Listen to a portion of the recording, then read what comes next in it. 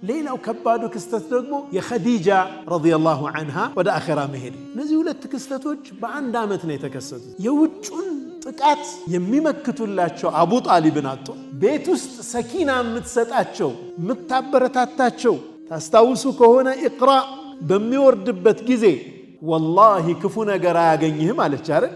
ኢነከ ለተሲሉ ረሒም ዝምድናን ትቀጥላለህ፣ ወቱቅሪኡ ضይፍ እንግዳን ታስተናግዳለህ፣ የሰዎችን ችግር ትሸከማለህ፣ አንተ ክፉ ነገር አያገኝህም አንተ መሐመድ አይዞህ ብላ ያበረታታቻቸው ኸዲጃ ነች ረዲየላሁ ዐንሃ። የማንም ሰው ገንዘብ የኸዲጃን ያክል የጠቀመኝ የለም ብለዋል ነቢ ሰለላሁ ዐለይሂ ወሰለም። የኸዲጃ ሚና በጣም ትልቅ ነበር። ከውጭ ያለን ጉዳት የሚከላከሉላቸውን አቡ ጣሊብን አጡ። ከውስጥ ደግሞ ቤት ውስጥ ድጋፍ የምትሆናቸውን ኸዲጃን አጡ ነቢዩ ሰለላሁ ዐለይሂ ወሰለም። በታሪክ ጸሐፊዎች ዘንድ ይህ ዓመት ዓሙል ሑዝን ይባላል፣ የሐዘን ዓመት ይባላል። ነቢዩ ዐለይሂ ሰላቱ ወሰላም በጣም ያዘኑበት ዓመት፣ ሁለት ትልልቅ ድጋፋቸውን ያጡበት፣ ምርኩዞቻቸውን ያጡበት ዓመት ነው።